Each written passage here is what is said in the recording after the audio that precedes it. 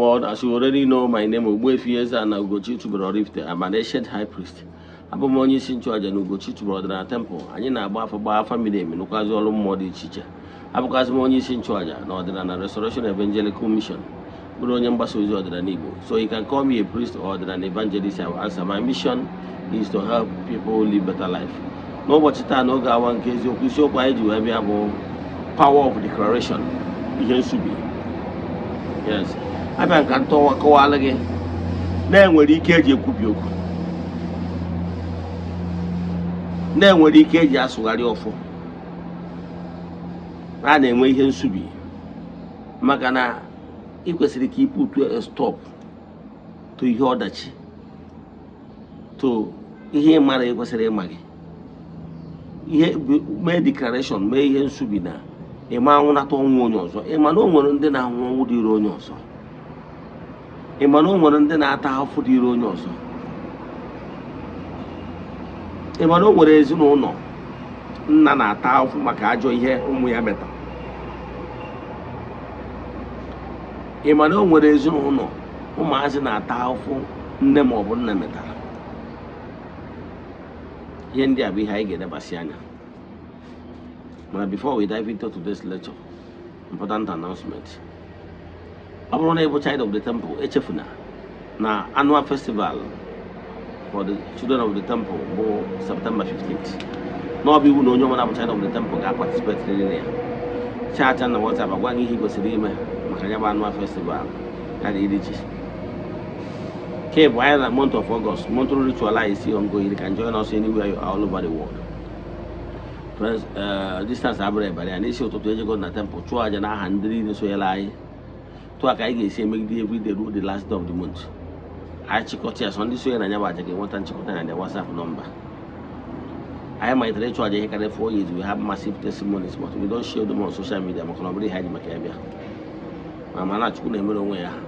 My WhatsApp number is 080578377672. I repeat 080578377672. Now let's proceed.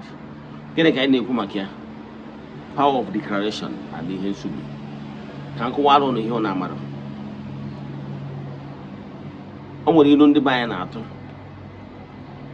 Now they but one out of some go Makana and what they had a power of declaration. And what on the man and your mechanical always. He had him babble. Then what he had a me. Ekubi okwu ni asụgharị ọfọ. Ene anya na nwere ihe dị ma ọ bụ na ụta dị na be nna gị. And for any reason. Ọ bụrụ na enwere any reason, genuine reason. Batalụ n'ụlọ chọrọ ibukọ mmụọ ile na bụ n'ọnụ. Na-achụkọrọ ha aja ọnụ. Enwere ka esi eme ya. Ana boriko my no si boriko o nwere some certain things ya wo bụ na ọ na-eme asụgharị ọfọ ka mmalụ gat na temple ọtụtụ ụmụ mmụọ dị iche iche ndị na-agagharị na-eme mma ma ọ bụ ọta enyere m nkwa ntụziaka wee install them ọ bụrụ na for any reason Bichandum n'ụwa. Ọ bụrụ na enwere any of my successor take the charge of those altars. He make declaration that those spirits not behind those altars should go back to where they came from. Back to spiritual realm where they came from. Enwere ike ịsụgharị ọfọ decide ya na-etu akwụrụ ya esi chọka unu si na-emezi ya as a family. O nwere family bụ na ha nwebụ several ọfọ mana kịta na-enwezi ike ime ebe ndị ọfọ adị mana kịta ha chọrọ ịwachi ọfọ family ha wachi ya asụgharị ọfọ na ọfọ a ga-abụzi ofu ọfọ ancestral ọfọ. Ọ ngwa family ọ ya agba ọ bụ na arụchara ọrụ ọ bụrụ na o nwere ihe na-eme ebe anwa ọ daa na-aga eme gịnị na-aga eme declaration subie ihe nsubi na ọnwụ ike a arụcha dị ọla ekwubi okwu na ọnwụ ike amadịsị na family a na-eri from hand to mouth na ọ ga-akwụsị. Gị nwa bụ okenye nkwara ike isubi ihe nsubi wee kwuo na ajọ ihe nwa gị metalụ ahịa egburokwa gị na ịma nwa onye ọzọ. Ajọ ihe nwa nwoke metara ahịa egburo gị, nke nwa nwaanyị metara ahịa egburo gị. Ọ bụrụ na nwa gị ga-etinye aka n'ihe ọjọọ ma ọ na-eje kwafu ọbara na ajọ ihe o metara ahịa erikwa isi gị, nwa nwoke ma nwa nwaanyị na ajọ ihe a metara ama erikwa isi gị, subie eji oke ọfọ eme ya. Enwekwara ike ime na achọ ije nwunye gị jere na ọ erikwa isi gị, asubie ya. Ma ọ ajọ ije ofu ikwu ma ibe ujere na asubie ya. Ihe na-ewekịta ata bụ insekuriti. Mee nsubi na o nwere onye ezinụlọ be nna be nna gị a ga-eji wee waja na ndị ntọrị mmadụ ama atọrị onye ezinụlọ gị na o nwere onye ntutu ga-ada subie ya. Ọ bụgoro na ọ na-emebu na be nna gị kwụ na-ekwu na ọma emezi taa. A na-achọ ka ọnkụ Kenechukwu achọ, a na-achọ ka ọnkụ Ifeanyị achọ, a na-achọ ọnkụ Promise achọ. Gịnị bụ ya? O nwere ụfọdụ ihe na-awọ na-eme na famili ma na ihe adọzi ọdụ ka occurrence, mana ihe ọ na-edewe ihe nsubi wee mee modern declaration. Ọ gwara unu chọrọ ibugharị family altar unu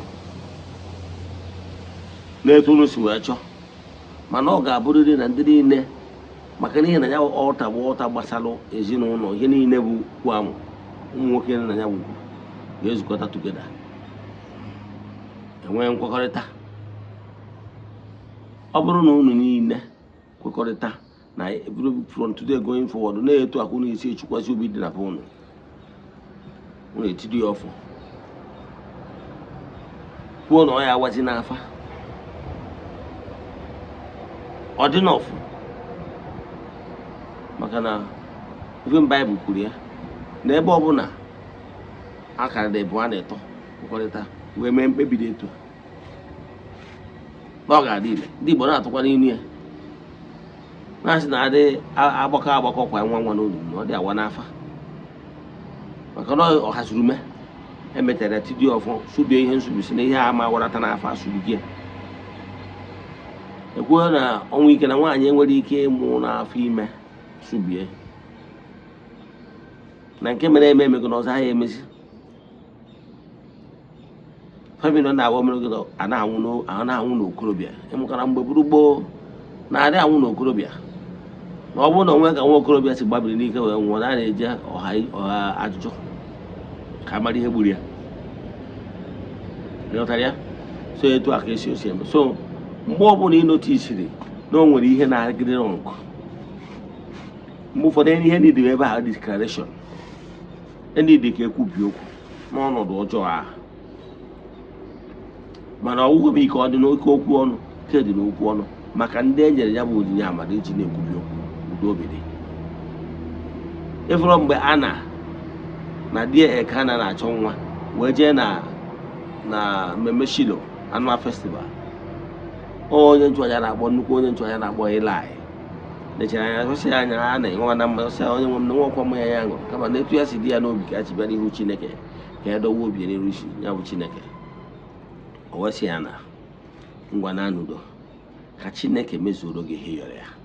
Ana wee nado onye na di wee mekọ, ana wee dị ime nwa a na-akpọ Samuel, nwa ya ọtara Chukwu n'ahịa.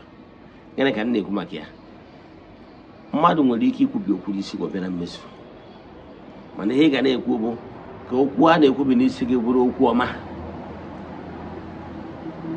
Mgbe ụfọdụ ọ bụrụ gị wa ya atụ onwe gị na-agbụ, mgbe ụfọdụ ezinụlọ na-ana idiri, mgbe ụfọdụ ezinụlọ anyị dị ka abịa kwubi okwu n'ezinụlọ a, onye nwere ike imewu nke a. Mana n'ọtụtụ famili nọ na-agbụ ihe n'idiri ebe ahụ ka abịa gaa ezinụlọ ha round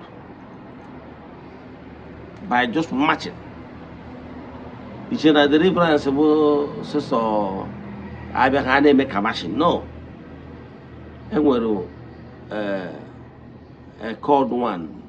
Go so no batana ngulangwa. Akaya aka. Okwadonya na forces ya worebia. Obia na zo okwu na ya family. Right down. Ayebia. Ebo no na eme. Onwere ike obu no family na agabiga so many things. Ihe need ka step on that feet. We ku everything ihe ni dere ju odereju. We ku bi okwu na front today going forward. Ihe dey to am emerosi. Mana ihe ni ya wona e more na some of those things dey exist. Maka na ihe mmadụ amaro karịrị ya. Seek for knowledge and it shall be well with you. Can you see about Inwa Juna Kuzia, Monitor Abada family? Chat me on WhatsApp 0805783772. Let us pray. Equem na Chineke. Equem not here see me, Chineke Napogi. Is a word on Gesilu Warrior, he no Mazuri Henine. Obi Munsiki na Chineke Mewurumia, Yagazi.